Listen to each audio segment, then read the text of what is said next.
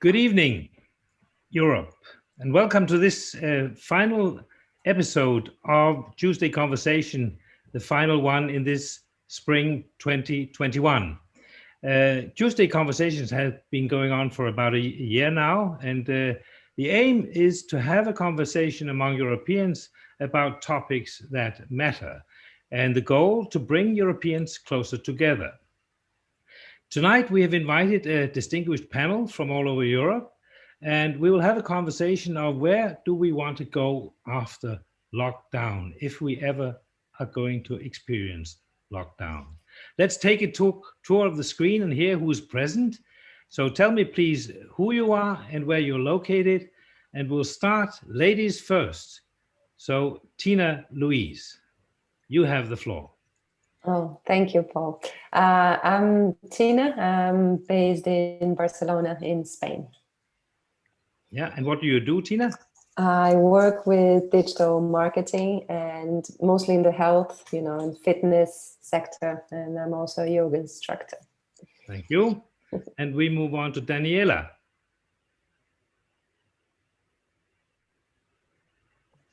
Hi everyone, I'm Daniela, and I'm currently based in Brussels, and I'm a social media volunteer for New Europeans.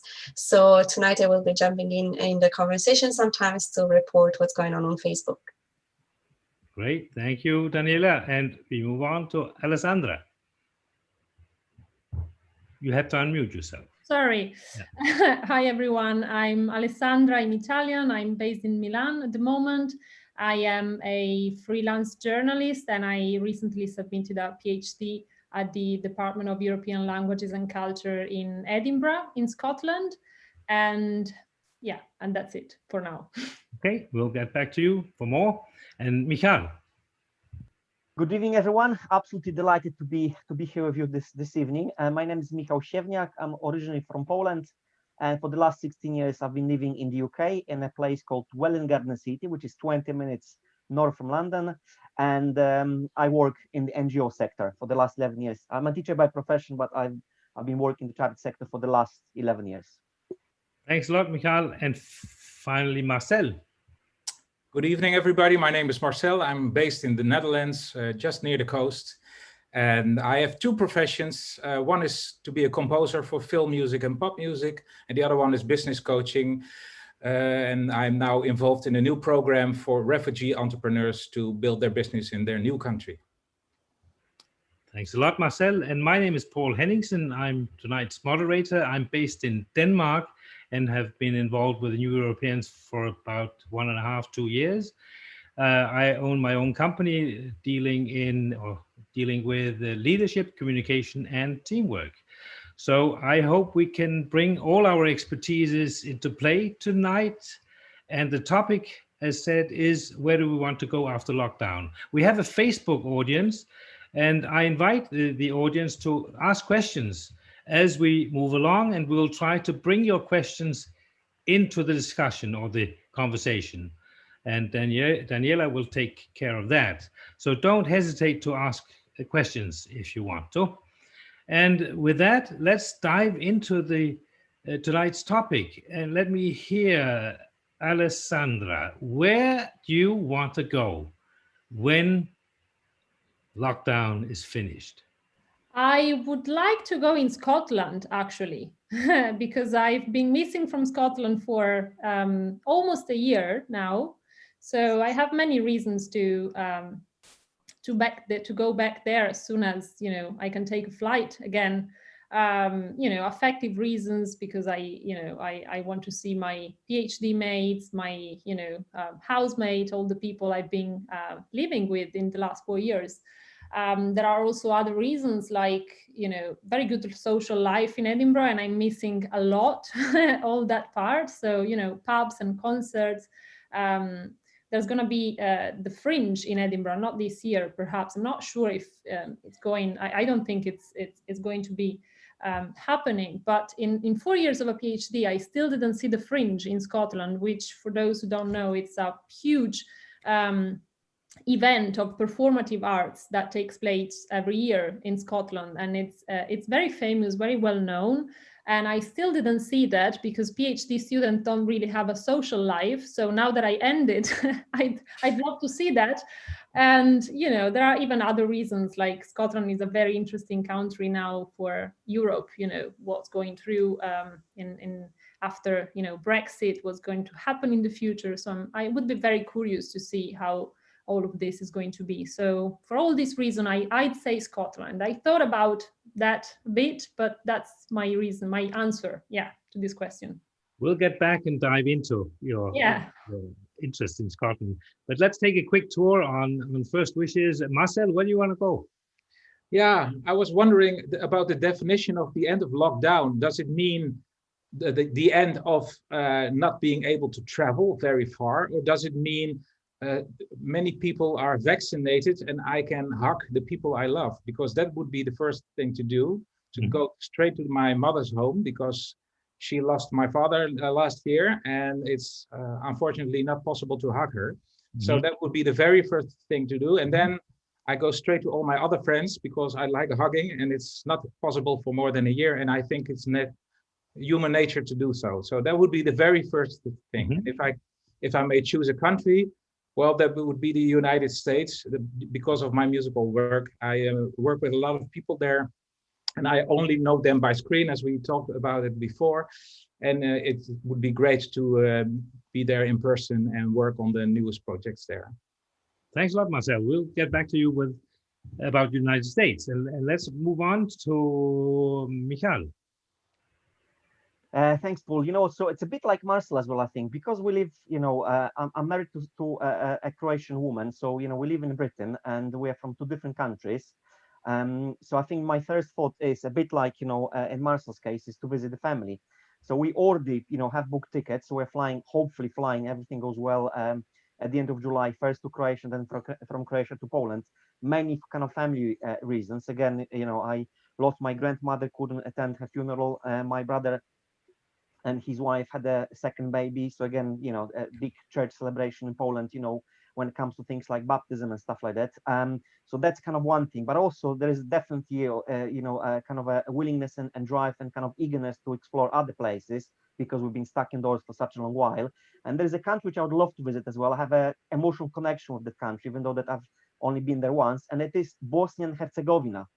So I speak Croatian. I, you know, lived in Zagreb for 4 years. It's one of my best, you know, capital cities in Europe. Even though that I agree with Alessandra, I absolutely love Scotland. Love Scotland. I've been there 5 times. I could easily live there. But again, I would love to, you know, visit particularly 2 places or 3 places. Srebrenica, which is again well known in Europe because of the, you know, genocide, and Mostar and Sarajevo. So that's the plan. You know, if I can, flight and then to Bosnia and Herzegovina. Fantastic. Let's move on to Tina Louise. Funny you mentioned Croatia. It's been my dream to go to Croatia for many years. And in 2019, I had 2 friends go and they said, let's go, Tina, next week. And I was like, no, but next week, what if? I said, yeah, okay, let's go. I just bought the ticket. And we are so glad we went, because we wouldn't have been able to go last year. We wouldn't be able to go this year, probably. So it's one of those things, like, you know, when you have a moment to do something, go and do it. Oh, I'm originally from Brazil, so that's definitely a place I would love to go back. Although I did go end of the year, in December, January, but now it's impossible due to many reasons, as you might know or not, that we have our little lunatic in power, and you know, COVID is really, you know, serious and terrible there at the moment. So, you know, to hug my 4-year-old niece, which, you know, changes completely every few months, and you know, hopefully she won't forget about her auntie. But it also depends. I think we are in March. It won't be possible, but Japan is a place I'd love to go. And I think April, you know, May is a good place because of the cherry blossoms and so on. But probably it's not going to happen. But somewhere in Asia, I think would be, you know, one of my top choices. Mm-hmm. And Daniela. Yes, it's very difficult, but before the lockdown, I really wanted to live on international volunteering and go in some places like Kenya or is something in that area. So I would really love to have a chance to do that as well. Of course, plans didn't work out because of COVID, but to be honest, with COVID, I think we even started to appreciate again even just mobility inside the same country, not even inside the EU. So really, I'm from Italy, so whatever place on the seaside in Italy would work fine for me. Fantastic, thank you, Daniela. Let's talk a little bit about travel in general. Why travel is important to you? I mean, Marcel, why? I mean, how much have you traveled in your life? How much does travel mean to you personally? Yeah, quite a lot actually. Daniela, you were referring to Kenya, and I've been in Tanzania a few years ago for quite a few months only, but quite intense. And we had beautiful meetings with people. And also, I think it was the most, the best trip I made in my life.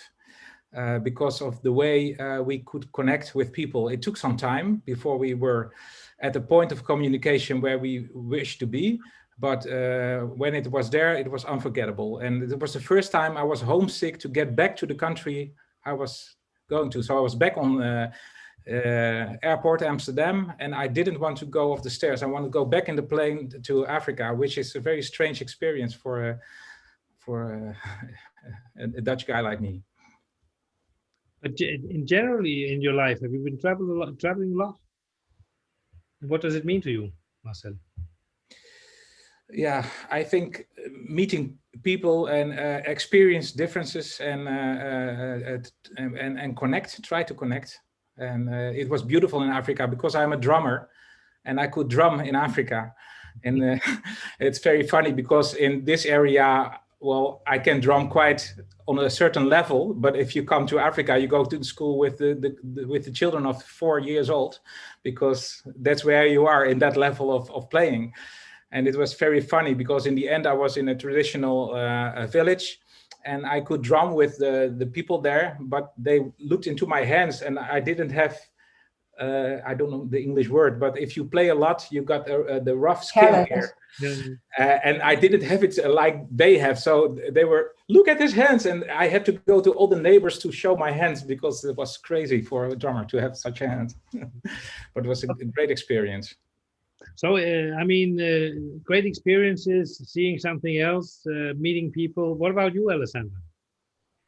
Funny because I was listening to Daniela speaking about Kenya and Marcel speaking about Tanzania. I've been in Africa twice, both times for international volunteering and international cooperation experiences.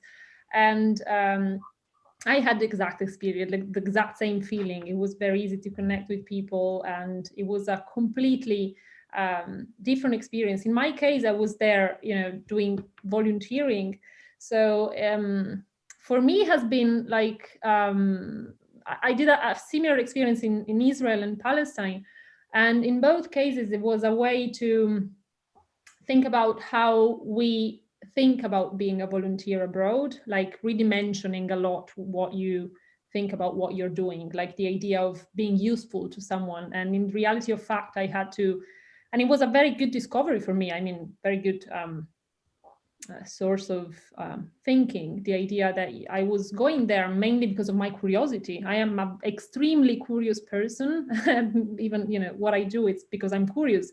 So I had this drive of seeing with my eyes and with, first-hand experiences, things and situations and context I heard a lot during my life. I read a lot, and I had this idea of going and see, and I had to really redimension many of the ideas that you have when you go to these places with the idea of helping people. In the reality of fact, and it's very, very important, I think, to acknowledge that you are going there because you are enriching your perspective of who you are, who other people are. You're not really helping someone. So that was a very important experience to me. And that was what I took away from traveling. When I did traveling for international cooperation, I love to travel a lot. Like I went in Peru, I went in India, I went many, many times to the United States. I've been traveling since I was little. because my mother was traveling a lot when I was little, and she used to bring me and my sister with her and leave us with, babysitters, especially in the United States. So it's been great for me to learn to communicate with people that were different to me, like with a different language, of being curious. I think that was one of the sources of my curiosity. So there are really various reasons for which I think traveling it's key to me, and it's something that I miss a lot, because ideally, I would like to travel at least once a year and then do all the world in my life. So many reasons, I guess. Yeah, all personal growth mainly. Yeah. Thanks a lot, Alessandra. And let's move on to Michal. Right, what a question! Fantastic question, Paul. You know what I would say? Again, it's a bit different for me as well, guys, because I was brought up, still during communism. I remember, the kind of Berlin Wall collapsing. So you talk about traveling, abroad. You're traveling to Kenya, Tanzania. As a 10-year-old, when the Berlin Wall collapsed, I wasn't able to travel anywhere. So my traveling, was quite limited. I was able to travel, internally, but not really to Western Europe as well. So, but again, I feel that I've been always kind of not necessarily a homey person. I always wanted to go somewhere. I wanted to travel. I wanted to learn another language. So when I was studying, I had a chance to study in Croatia. So I got a scholarship from a Polish university, and then this is how I ended up writing my master's in Croatia, in Zagreb. Loved every single moment of it, and then we had an opportunity when I got married to live in Italy for a year as well. So it has been always an important part of my life, and I never knew it until I was able to travel for a number of reasons, I think. And again, each one of you have touched on it a little bit. Enriching experience, that's definitely one thing. Embracing different cultures, having an opportunity to get to know other people. For me, the key thing as well is I without sounding big-headed, because I speak 4 languages, this process of so-called to interculturate, it's so much easier as well for me as well, because if I travel to Bosnia, or if I travel to Croatia, or even Slovenia, I'm able to use the same language, and that kind of building connections with people is far easier as well. If I travel to Italy, again, it's the same thing. So it is the most amazing and most beautiful experience. And I remember, being quite shocked as a child, or as a young adult who was, coming from Poland to Croatia, for example. I've never seen a mosque in my life. The first mosque, I've seen was actually in capital city of Croatia, Zagreb as well. So each of these experiences, I think, has helped me to become a more rounded person, and I think, this journey is continuing. And also because of that, I miss traveling so much, because I miss these opportunities, to connect with other people who might have, different views, who might view different things differently. And again, I think it really is a hugely, important part of my life. And looking, how, my kids are kind of growing in a very diverse Britain and a very diverse and multicultural society, the opportunities they have, which I didn't have as a child, is absolutely amazing. So one of my daughters is 15. She's already thinking about going to university, but, the door is open to her. Whereas in my case, it wasn't, as much. So I also buy one last thing to say, and it's for me fundamental. I will never like to lose it. And I would always, try to do my best to safeguard and protect it. The fact that Poland joined the EU meant that I was able to freely travel. So important to go, to study, to live, to work. And it is such an important part of my life. I absolutely love it. I cannot imagine living without it. Mm-hmm. Thanks a lot, Michal. And let's take Tina. How important is travel to you? It's interesting listening to you guys, because I've now lived in Europe for many years, but I come from Brazil, which is very far, and it's a huge country. So just traveling, you could take a plane for 4 or 5 hours or even more and still be in Brazil. And as the currency was very devalued, has always been very, very expensive to go abroad. So I think sometimes here in Europe, we take for granted, we say, oh my God, I can't travel. I can't travel to the other side of the world, but you can go by car, can take a train, or you can, fly by plane to a completely different country, culture. I mean, I was once going through, I went from Italy back to the UK. So I crossed 5 countries in one day. And in one country, there were 3 languages, completely different roads. It's amazing to travel in Switzerland. You know exactly where you, if you're in the German part, in the Italian part, and in the French part. So I think one of the most interesting things for me traveling abroad, not as much in Brazil, was that everything that comes from the US or Europe is always better. You know, they have better technology, they've been there forever. And when I got to Europe, I realized that's not the case. First, that people are the same. You know, there are good people, bad people, intelligent, non-intelligent, average. There's everything. And there are many things that are better in Brazil than in Europe. And this for me was, I think there's a saying, you guys will know who said that, but I don't remember now. Once your mind expands, it can never go back to the original size. And I think that's exactly what happens when you travel, you know, and I go back and I talk to my friends who, well, they travel, but they don't live abroad. And that makes also a very big difference. And the conversations are the same. The view of the world is still the same as 10, 15, 20 years ago when I used to live there with them. And I still love them to bits, but it's hard to adapt back, you know, to people that haven't had some sort of experiences. And I think that's why I think like Alessandra was saying, I'm a very curious person. So I love understanding, but how is the school system in France? Oh, really? So you guys don't do that in the summer? What? You go out. I speak to Paul sometimes. I went for a walk this morning at 5 a.m. and it was a brisk, you know, like 9 degrees. I said, 9 degrees, I don't even leave home. It's very, very, very cold for me. And for him, it's nice. So it's very interesting to see those, you know, different perspectives, and I love it. Mm-hmm. Yeah, well, it's nice in the morning. It's very nice. 0, 1 degree, 2 degrees. It's fantastic. Paul, can I just say something? Because Tina touched on something. I just want to say one thing. It's very interesting what you said as well. And each one of you said something really amazing. You know, for me, traveling is not so much about kind of going to Spain for a week and lying on the beach. It's, you know, living somewhere for a while. Like you were saying, Marcel, you went to Tanzania for 2 months. You actually have a chance to experience that culture, you know. And for me, it's not, again, you know, what I always love doing as well is going to, not necessarily to stay in a hotel, it's staying with local people, if you like. That also is such an enriching experience as well, you know. Exactly, yeah. When I was in Tanzania, I stayed with the Catholic sisters' place. And there was a room and everybody was taking breakfast there, and they were all working in Arusha, the big city in the northern of Tanzania, also with the International Tribunal. Is that the good word? Yeah. And it was very funny because in the morning I was always learning Swahili because I like you said, Michal, I like to talk as good as I can with the people. And I like to learn language. So every morning I was learning those words. And then we get to the other side of the country. And at the end of our trip, we went back to this sister home place. And I was in the morning and I was sitting with the cook and I was talking with him in Swahili. And then the guy came in from the International Tribunal. He said, how can you speak this language? I'm here for 2 years. But yeah, he has to work all day with the English language. So it was very logical that he couldn't find the time to do so. But it's amazing what happens when you are able just to speak a little bit of the language.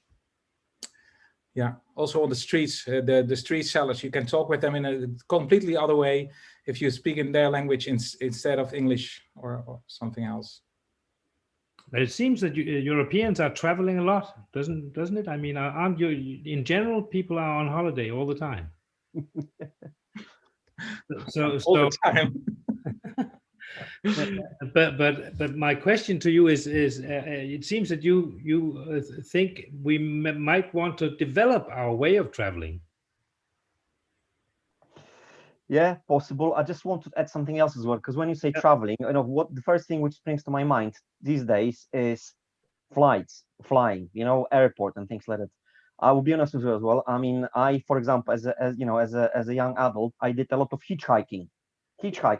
Today, when I think about it, when I was, 20 years younger, when I was 20, I would never ever do hitchhiking again. And when I was 20, I was doing it all the time. I traveled from Poland to Croatia, and there was one trip which I was thinking I'm not going to survive.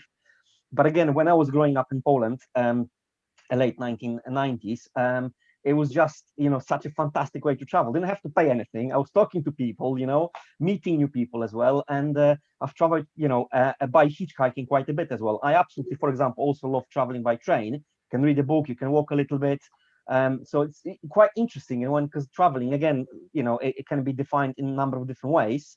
But as Tina said as well, that's interesting because I traveled mainly in Europe. I've seen quite a lot in Europe. But again, as you said, Brazil has 4 or 5 time zones, so it's for them traveling from Switzerland to, Sweden. It seems like they could walk, probably from Switzerland to Sweden, whereas for us it's a big deal, Yeah, it's like in the US. When I lived in the UK, I think for a weekend or a 3-day, bank holiday, I wanted to go from London to Cornwall. And they said, but you're crazy. I said, but it's 3-4 hours. And it's way too far. I mean, we do 6 hours from Rio to Sao Paulo for a weekend, leaving on Saturday. So it's really amazing. In the US is the same, they will drive forever and think it's normal. But that, I mean, our perception of time and distance is very different. I remember when I was in Mexico as a young student at the age of 21, I visited a friend of mine whose parents were accountants, and they lived in a very posh neighborhood in Mexico.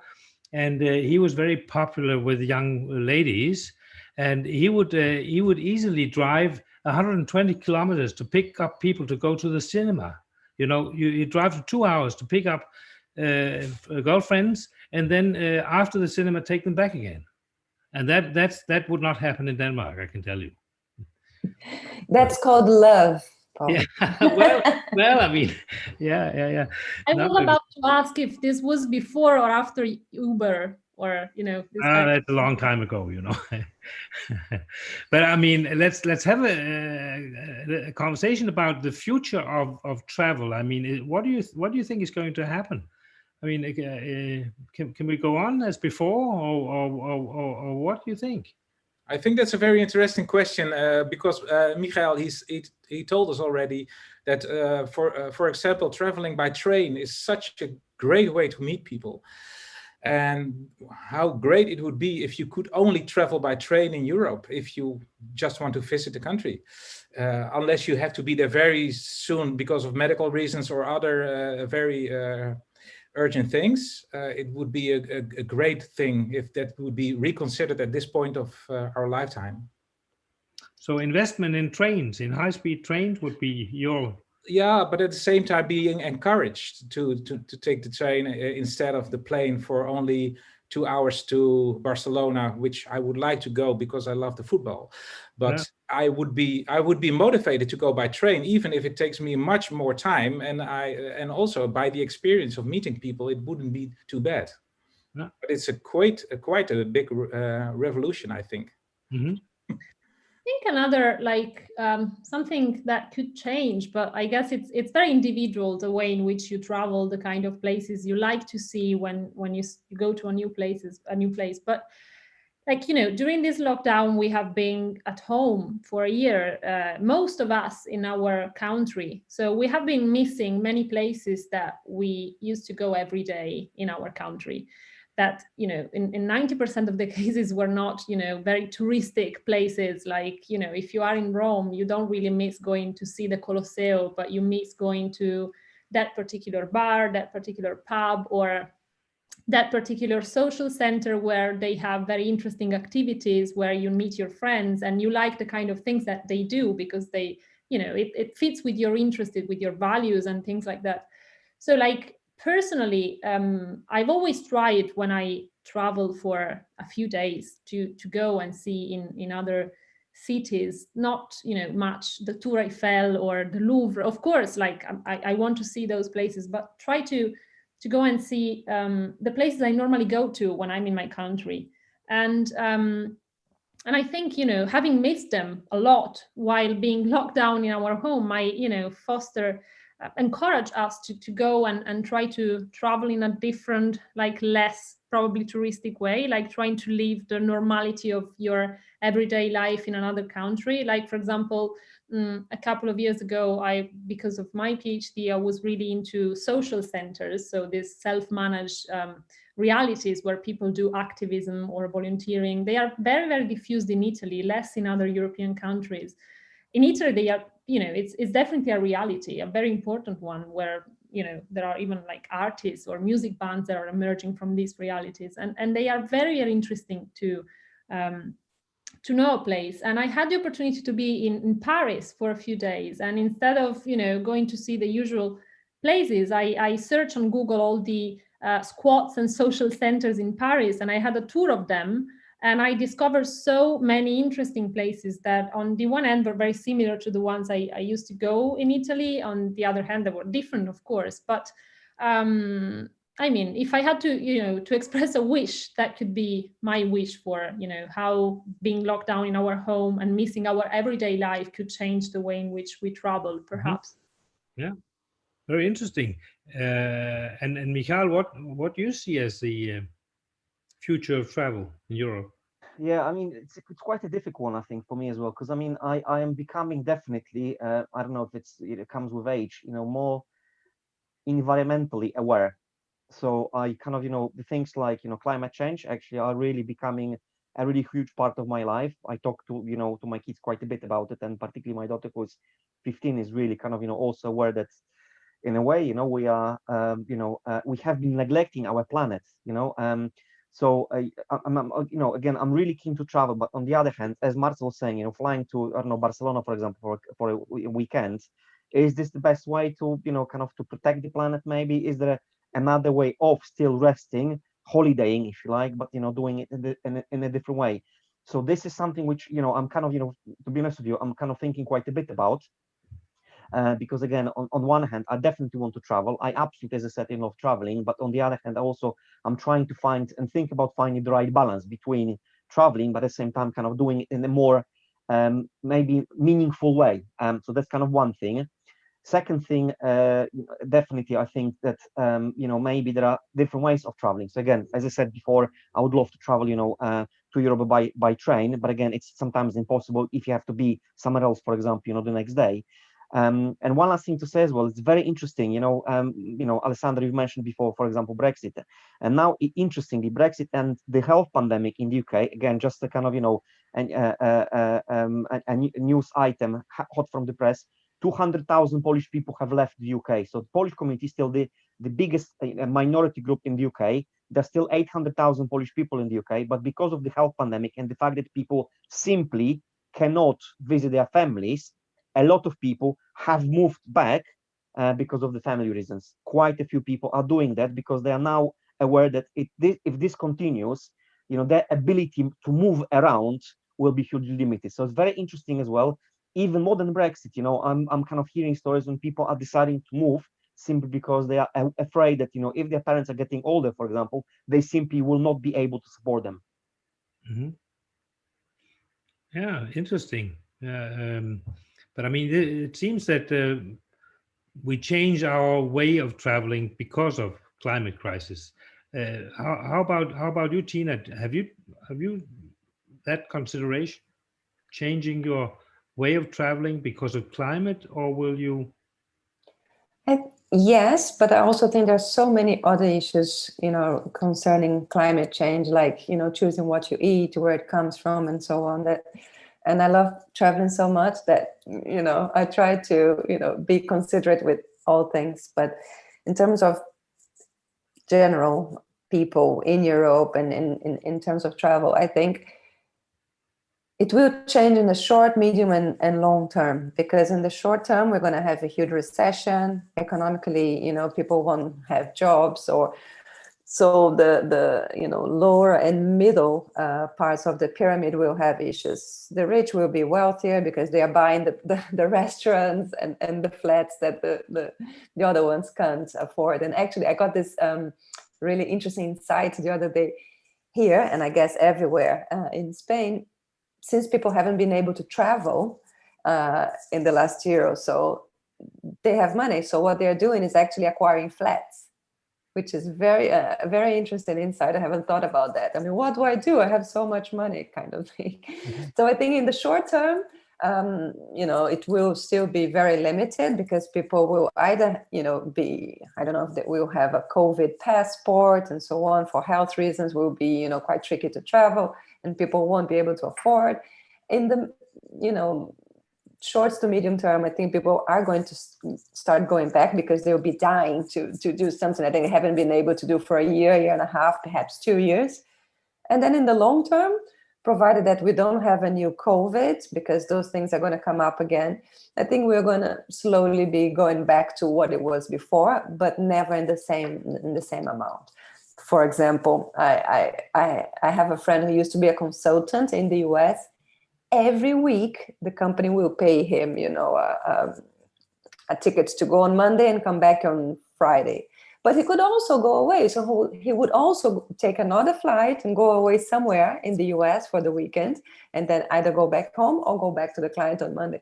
And I used to ask him, do you think this is fair? One, to the environment, two, to the economy, third, the client is paying for something that, that's not work. Doesn't matter, that's approved, it's in the budget. So, it's all okay. And well, people are not even going to the office now. So this time is over. No client will be paying tickets to, a consultancy that, for their employees to be going anywhere and everywhere. So I think lots of things are going to change, and people are going to be scared, of being in a closed environment, and there will be lots of other, health and economic reasons also, and culturally that will be changing. Do you think we should keep an eye on each other in terms of how we travel? Germans have the word Flugscham. You should feel ashamed if you travel in particular ways. What do you think? Well, I think there's so many shams to be had that, maybe you fly with your family once every year, and other people, take the car every day to go to work. And there's so many, calculations that have been done, what is actually bad to the environment, that, on the sea, the big ships, I think they are worse than, taking 10 flights a week. So, yeah. But it is starting to happen, isn't it? That people start to correct each other in terms of how they behave. So it's part of. And I think there, Tina, don't you think there are chances in this very moment to reconsider some things, that you could even do very smart economical things that would better the world at the same time, that it's not just a matter of saying you can't do this anymore, but you can do it in a different way, which is good for us and good for the economy. Because if I look at everybody, well, everybody is a lot, but some people are still feeling of, or exposing the urge of getting back to the old life. And isn't it time now to say, okay, we are not going back to the old life. This is not the last virus we are facing. Maybe we are related to the cause of this whole. What should we do to increase chances for everybody to increase the life, instead of trying to get it back where we were? What do you think? Well, I see that as a process that it's very slow and not very perceptible in terms of where it starts and where it begins.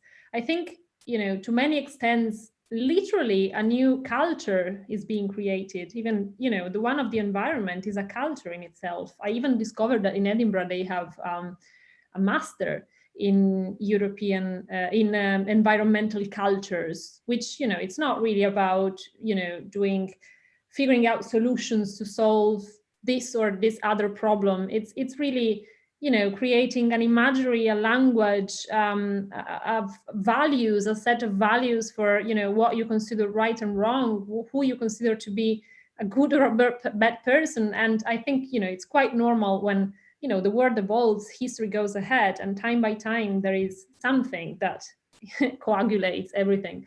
So in terms of coming back to normal life, I think it's totally normal to feel this urge, because this is the only thing that we know so far. That was our normality. At the same time, if you are realistic, you understand that it's never going to happen. It's going to be gradual. I think it's going to be gradual. We're going to have much more online life. We're going to have much more aware life to many extents, the environment, but even safety and healthy. Like I don't really feel we could, throw ourselves in a square full of people and not have the alarm of the contagion, which is what actually personally scares me a lot. That's the thing that I hate about how all things are changing, because now that when I watch a film or a TV series and I see someone going into a building, I think, oh my God, this person is without a mask. Like that's dangerous. And, the first thing I thought about that, I said, there's something wrong here. So bad and good sides. But as every change, everything that entails a new culture being created, I think it's very gradual, and it's made of, enthusiastic drives towards what's new and nostalgia towards what's behind for our generations, because people that are coming to the world now, for them there would be no nostalgia for something that less than now. So yeah, I would add a couple of things, if you don't mind, Paul, as well. Just want to say a few things. One thing is, this event tonight wouldn't have happened if it hadn't been for COVID, most probably. So again, this is a massive adventure that we're able to talk to each other. What I miss, and again, I did say it at the beginning, I'm really kind of a people's person. I love hugging people, and I miss all of that. But also, we talked about conferences and things like that. There is an expression in English, that I, for example, also miss: corridor conversations, informal conversations with people. Most meetings on Zoom are quite, kind of business orientated very often. You may have, obviously a cup of tea with your friends or a glass of wine or something like that. But again, being in an office and having those kind of conversations, over lunch or something like that, that I think they are very, very different. Marcel, you were also saying you cannot see the whole person. The body language is difficult to read. You have no idea if someone is sleeping or listening to you or thinking about, something else. That's one thing. Also, second thing I wanted to say as well, which I think is also quite interesting as well. And Paul, you've asked a very interesting question that we kind of started to correct each other. And what I'm also learning as I grow older as well is not to judge other people, because I think each situation is very different. Each of our stories is very unique.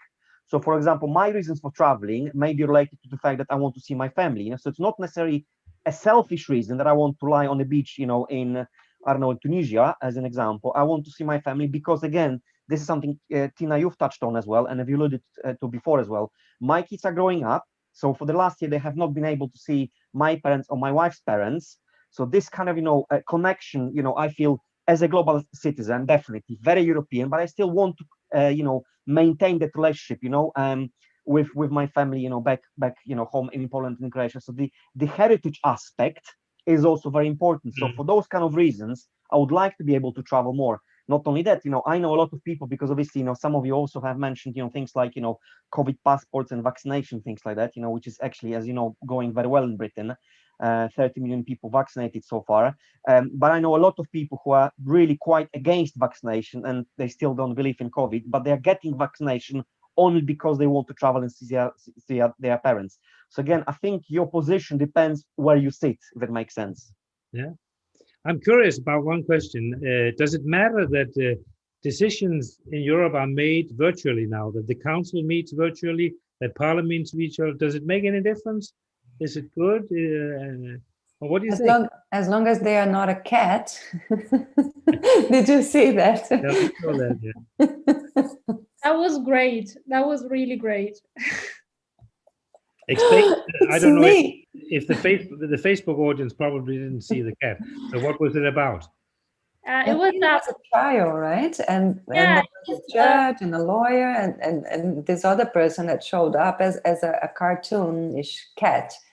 And he was like, "Oh, I'm sorry, it's me. It's really me. I don't know how to remove this cat from Zoom." It was a lawyer in the US who by accident had a filter activated in its Zoom camera. So it was literally appearing as a cat, and you could only see that the eyes moving. And the funniest part was this very respected lawyer saying, "I'm not a cat," which was quite self-evident. So that was one of the highlights of the pandemic for me, like really. But can I say something, Paul? You're asking, and again, I might, if it's okay with everyone, I just want to ask one other question as well. We haven't talked about it yet. I think, for example, for me, what I really, again, as I said, the fact that being in the office, sometimes it's, you can do a lot more from home as well. but the impact of, for example, not traveling or being with other people has a really, really massive effect on our mental health and emotional well-being. So this connection, you were saying, Marcel, that you are not able to see your parents. You'd like to hug your parents as well. I think that it really is having a huge, negative impact on people's mental health as well. So, for example, again, I'm thinking long-term, short-term, and medium-term, if you like, that if this continues to be the norm, if you like, that we're not able to travel, I think that the fact that you're unable to see your parents as often as you want will also, cause a lot of difficulties going forward. And things which you cannot quantify for when it comes to finances, economy, and things like that. But again, I can already tell you, third lockdown in UK, hard lockdown. We only first restrictions were lifted yesterday. You can have, a person coming to see you in your garden. It really has been very, very difficult. So whoever, I had, in the last couple of days, people coming to my office saying simply, it has been very, very difficult. So there's another aspect to all of this, and that is to look at emotional well-being. Yeah. But I still would like an answer to the question whether it makes sense or whether it makes a difference that European decisions are now made virtually, where you don't have corridor conversations. I was working as a simultaneous interpreter, as you know, and I've always thought that Europe was made in the coffee breaks. It is not made in the plenary. It's made in the coffee breaks. But that's not happening right now, where things are decided virtually. But do you think it makes a difference? Yes, it does. For me, I would say straight away it does. Again, as I was saying before, I think it's all about finding the right balance. But again, I think that the fact that politicians are not able to meet in London, for example, in Westminster, the debates are happening half online and half in the lower chamber of the House of Parliament. The same thing would apply to meetings of members of the European Parliament. I definitely think it's far more difficult, simply for me, it's far more difficult to build sustainable, fruitful, and meaningful conversations. And I think, personally, Zoom will never ever will be able to replace this real social interaction, not on screen, but in real life. But I'd like to talk about a little bit about the fact that during the pandemic, it seems that countries have resorted to national solutions somehow and closed borders. That probably was a very bad idea, according to you. I mean, how can citizens? I mean, we're talking in this forum as members of European citizens, and New Europeans as an organizations work for the interests of citizens. So how can citizens make sure that we keep the free movement of the right to free movement? What can we do? I mean, it seems that governments have decided differently. Well, I guess, I mean, now it's a very specific and particular moment where I think it was, many things were really like unavoidable, and without, I mean, it was unavoidable to rely on national health services because, the European Union is still an ongoing and incomplete process. So it's clear that when there is an emergency, we have to rely on what we have. That's, structured and I think it's the same in terms of free movement. I think, it's more about seeing how all of this will evolve and sort of keeping in mind that this is an emergency. I think this is a very important point, because we are adopting a lot of extraordinary solutions to a lot of extraordinary problems, and that entails a lot of issues of like control of movement of like even if you think about the protests that are going on in the UK for the kill the bill protest because of the vigil for Sarah Everard killing and what happened with the police. Part of that was justified with the idea that there was a crowd of people and that was dangerous. And this is just one example, but I think it's very important to keep in mind that this is an emergency. There might be other emergencies in the future, but we have to be careful not to lose some key points, key values of living in a liberal liberal democracies. So, and I think it's kind of too early now to answer these questions that are really, meaningful questions, but it's quite, at least for me, it's quite hard to give an answer now. Apart from this, we're slowly getting towards the end of our conversation, so I'd like to maybe spend the last few minutes on what are you optimistic about the future of Europe, or what are your dreams for Europe? What would you like to see happen? Well, in the beginning, I thought it was Tina or Alessandra, I'm not sure anymore, that there are so many new meetings because of this digital area. To start the connection is more easy than ever before. I think if we could exchange much more on this personal level and know more about each other's life, I think there's also a possibility for a more common feeling about Europe, which is a big word, but yeah, I think the whole thing about COVID, it brought us to this kind of ways to meet each other, and of course it's not saying everything, but it's a start to meet people, and we should be grateful for that. Yeah, exactly. So, yeah, what do you dream about, Alessandra? I was thinking that, Marcel, you're very right. The pandemic gave us the opportunity to start connections with other people easily. If I have to, which, it's, I think, one of the positive side of what has happened in the last year. If I have to be optimistic about something, I'd say, if you ask me a specific topic, I'd say something like LGBT rights and like relations between sexes and gender. I think I am optimistic from that in that respect in the the future of Europe. If I have to say more in general, I think the possibility of influencing each other between European countries in our best sides. Like, for example, as an Italian who lived 4 years in Scotland, as Tina was saying, when I lived in Italy, I had a lot of ideas in mind of what was good, what was bad. I had an imagery of other countries abroad. And then I went to live in another country and I changed my mind on many, many things, not only about Italy and the UK, but for example, even about France. Like, Italian and French people are cousins, and they very often either they love or they hate each other.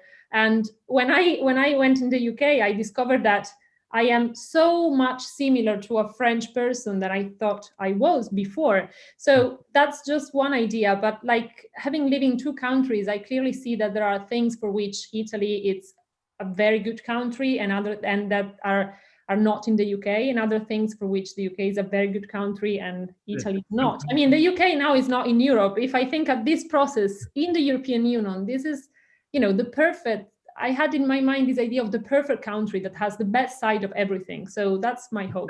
Tell us, what did you like about the Scots?